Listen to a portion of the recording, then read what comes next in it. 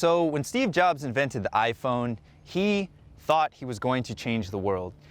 And boy, was he right. The amount of computing power we have in our pockets is insane. And you could say it's a miracle. It's a new era for the human species, perhaps. People have never been more well connected. They've never had more information at their fingertips. And I think overall, we have a very powerful tool that can enable us to reach higher levels if used properly. Now, here's the downside. Has this ever happened to you where you go on Facebook, for example, maybe to like message a friend back or something, and before you know it, you're washed away on the news feed, and you don't even remember why you went to Facebook in the first place. You're just like, what am I doing here? Who am I? And all this time has been basically lost. Social media is built to be addictive because it's in the social media company's best interest to engage you and steal away your attention, basically. Your time and your attention. You know, I did another video the other day about time vampires existing in other people and existing in ourselves. Well, social media is legitimately a time vampire. I mean, the amount of money they make, the amount of power they have in the world is directly equivalent to the amount of attention that they're stealing from people. And on top of that, they're collecting data. They probably know more stuff than you know about yourself. And it's only getting more and more advanced every year. And as artificial intelligence is becoming developed, they're just gonna find new and more sophisticated ways to get attention from you. You know, you could look at something like a casino that's designed to maximize the amount of money it can abstract from its patrons. Social media is kind of the same way. Every single thing on there is being worked on by teams of people.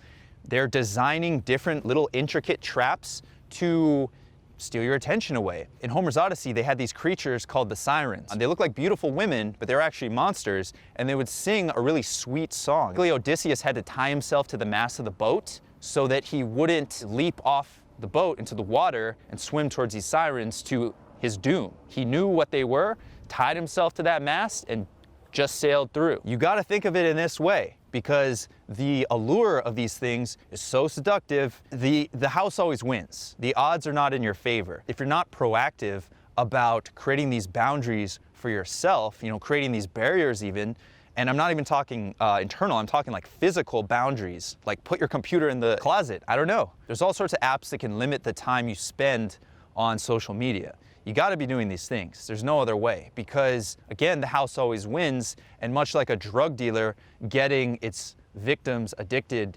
to a substance and dependent upon that drug dealer, social media is doing the same. Again, you need to be aware of the dangers so that you don't have your time stolen away from you. And what's almost worse than having your time stolen away from you is the dopamine addiction that comes with all these devices. It's literally screwing up your brain.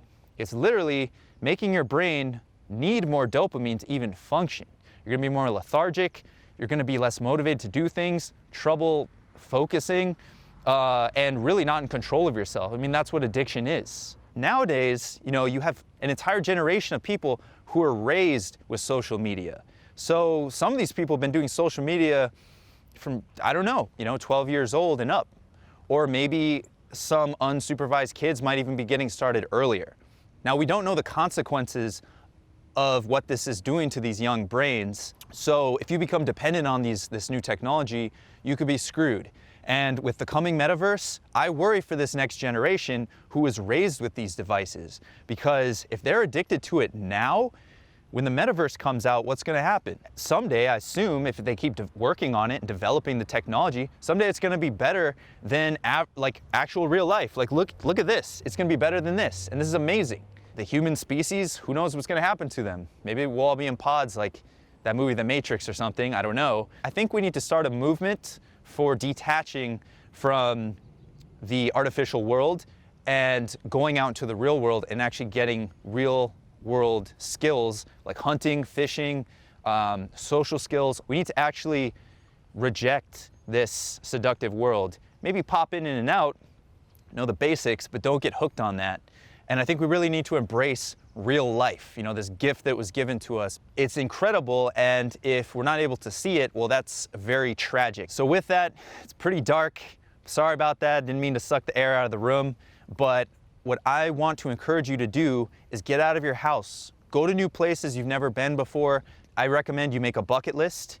You know, start with something simple, like a bucket list of things to do in your city, and then a bucket list of things to do in other cities, in other parts of the country, in other countries, and start crossing that off. Get used to crossing off the things on your bucket list, because you could say it's your moral obligation, right? It's a spiritual obligation to make sure that you're actually experiencing these things and really getting used to living life as full as you possibly can. That way, you're not just getting sucked up into the matrix. Some would refer to it as the satanic entertainment system, and really just losing your soul to this digital medium. Thank you for watching this video. If you like this content, please hit the subscribe button, and I'll send more videos your way. Don't look at porn, stay off your phone, go throw a ball to your dog or whatever, go to the park.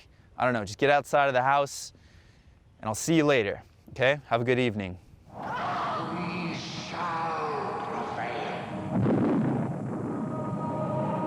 On January 24th, Apple Computer will introduce Macintosh.